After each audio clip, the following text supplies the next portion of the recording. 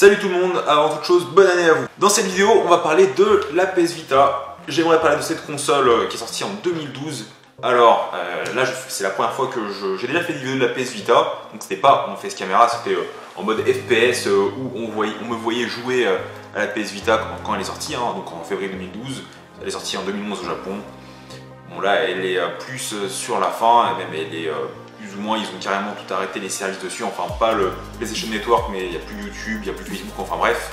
On peut regarder des vidéos sur internet par exemple, mais on peut faire encore plein de choses et c'est ça que je vais vous montrer sur cette vidéo. Je vais vous montrer que même actuellement, on peut encore s'en servir et je m'en sers encore. Alors c'est pas de la pub, pas du tout, mais je vais vous prouver que vous ayez une PS4 ou non, c'est une super console. Alors certes, on va pas la comparer à la Nintendo Switch, elle fait pas le poids face à la Nintendo Switch qui a un meilleur processeur, une meilleure carte graphique, etc. Elle est plus puissante, mais c'est une utilisation autre que celle de la Nintendo Switch ou bien sûr que la Nintendo 3DS qui a encore du succès. Alors 5 choses superbes que vous pouvez faire avec la PS Vita. Première chose, c'est bien évidemment jouer à des exclus. C'est ça, donc genre Uncharted Golden Abyss, donc là je l'ai pas, il est pas là ici, mais c'est le premier jeu que j'ai acheté avec la PS Vita et les graphismes quand Golden Abyss est sorti, c'était juste magnifique sur une petite console comme ça et ça m'a vraiment fait halluciner quand j'ai joué à ça. Alors certes, ça m'a également fait découvrir Uncharted, c'est grâce à Golden Abyss que j'ai pu passer à la PlayStation 4 et jouer à la trilogie remasterisée de Uncharted et le dernier, le 4. Il y a encore d'autres jeux, Little Big Planet, Toukiden ou encore le juste magnifique, j'ai pas la boîte, Persona 4. C'est ça, Persona 4 Golden, qui est un super jeu japonais, RPG, bon tour par tour je suis pas fan mais c'est un bon jeu. Alors la deuxième chose que vous pouvez faire avec une PS Vita encore aujourd'hui, c'est jouer, et pour moi c'est une des choses les plus importantes, bien sûr, c'est jouer à des jeux remasterisés de la PlayStation 2. Par exemple la trilogie God of War, enfin non, la collection God of War 1 et 2 qui m'a fait mettre un pied sur God of War. Donc j'ai commencé par le 1, ensuite j'ai enchaîné toujours sur la PS Vita bien sûr, j'ai enchaîné avec les jeux PSP God of War. Et là, pour aller sur God of War 2 et puis passer aux opus sur PlayStation 4. C'est pas mal pour découvrir. Il y a aussi Ratchet Clank, l'excellent Jak and Daxter Trilogy. Alors malheureusement, il y a des petites chutes de framerate, c'est un peu casse-couille. Mais c'est pas mal pour rejouer à des jeux que je jouais un peu dans mon enfance. À Jak and Daxter par exemple, Jak 2 qui était mon préféré à l'époque. Ou alors d'autres jeux comme Ninja Gaiden, ça m'a fait découvrir Ninja Gaiden. Alors la troisième chose que vous pouvez faire avec la PS Vita, c'est bien sûr jouer à des jeux PS1 ou PSP. Et bien sûr, la PS Vita émule la PlayStation Portable. Alors un jeu émulateur que j'ai, c'est Legacy of Kain Soul Reaver, ce genre de choses. Donc ça vous permet de jouer à plein de jeux PS1 ou PSP, je sais pas, par exemple Monster Hunter Freedom Unit, donc vous pouvez utiliser bien sûr le joystick pour la caméra parce que sur PSP je rappelle qu'il fallait faire avec les touches du haut. Voilà par exemple, ou jouer à Birth by Sleep en meilleure condition, ou de toute façon il y a le remaster sur PS4, Kingdom Hearts, super jeu d'ailleurs, ce sera ma prochaine vidéo d'ailleurs avant la sortie du 3. Maintenant, la quatrième chose que vous pouvez faire avec la PS Vita est bien sûr la lecture à distance. Alors, vous pouvez en fait jouer à vos jeux PS4 là-dessus.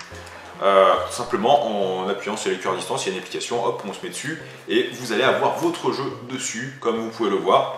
Alors actuellement, dessus je joue pas à des jeux trop complexes, mais par exemple je joue à Kingdom Hearts 1,5 et 2,5 remix là, final mix. Et du coup, j'apprécie ma partie et c'est assez fluide en plus. Donc avec les boss c'est parfois un peu compliqué, mais je m'en sors très bien avec Kingdom Hearts par exemple. J'essaie aussi Assassin's Creed dessus, Resident Evil 6 parce que je me refais les Resident Evil actuellement aussi. Et voilà, je peux jouer à ma PlayStation 4 dans ma chambre sur ma PS Vita. Et dernière chose, alors ça, ces deux dernières choses, donc c'est pour les possesseurs de PS4 évidemment, ça peut servir de seconde manette pour la PlayStation 4. Et oui, c'est une seconde manette, je m'en sers comme seconde manette, j'ai qu'une manette normale et ça c'est ma deuxième. Alors celle-là par contre quand on s'en sert en tant que manette pour la PlayStation 4, ce sera la première manette, ce sera le joueur P1 ça.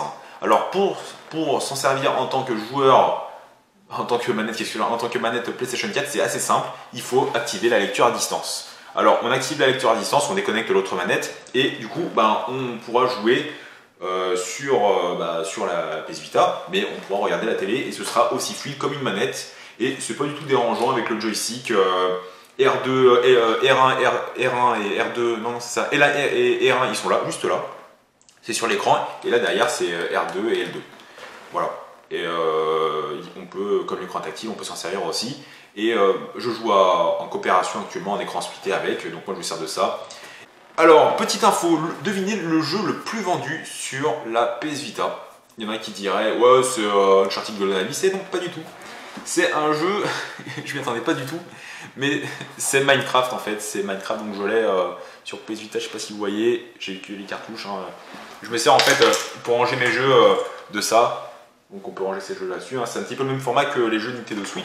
Si on compare vite fait, je vais prendre mes jeux Nintendo Switch juste pour comparer les cartouches. Ouais, limite un peu plus gros les cartouches. Voilà, on prend Skyrim par exemple sur Switch.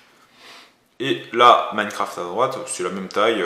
Après, bon, elles sont un peu plus épaisses, celles de Nintendo Switch, ce qui est normal. Qui n'aime pas PlayStation, moi je ne suis pas pro PlayStation ou pro Microsoft, attention. Hein. Moi j'ai une PlayStation 4. J'ai mon PC qui me sert d'Xbox parce que je vais pas acheter une Xbox et jouer alors qu'il y a les mêmes jeux sur mon PC. En fait, je trouve ça con. Donc, j'ai un très bon PC qui me fait Xbox, une PlayStation qui pour les exclus PlayStation 4. Et ben voilà, ça suffit. Hein. Après, les Nintendo Switch pour Nintendo, j'ai jamais eu de Nintendo DS, 3DS notamment, qui marche encore actuellement alors qu'elle a quand même bien vieilli. Mais il y a encore, on peut encore jouer avec, quoi. Il n'y a pas de problème. Hein. C'est la mode au Japon. La PS Vita aussi, c'est la mode au Japon, mais ils ont arrêté les productions, donc elle est considérée comme morte, alors qu'on peut s'en servir. Malheureusement, avant, on pouvait aller sur YouTube. Maintenant, il y a la Switch pour aller sur YouTube, hein, si vous voulez, sur une console, ou sur votre téléphone, sur votre smartphone. On pouvait aller sur YouTube, ou sur Facebook, ou regarder des vidéos sur Internet. Maintenant, on ne peut plus. Voilà, maintenant, c'est juste pour jouer, se servir émuler les anciennes consoles, PS1, PSP. Et lecture à distance, rejouer à des jeux de PS2, les découvrir ou les redécouvrir. J'espère que cette petite vidéo début 2019 vous a plu. Hein. C'était un hommage pour la PS Vita, console que j'adore beaucoup et dont je me sers encore alors qu'elle est sortie en 2012 quand même. Hein. Je m'en sers encore. Voilà. Je vous dis à bientôt pour une autre vidéo. À très bientôt.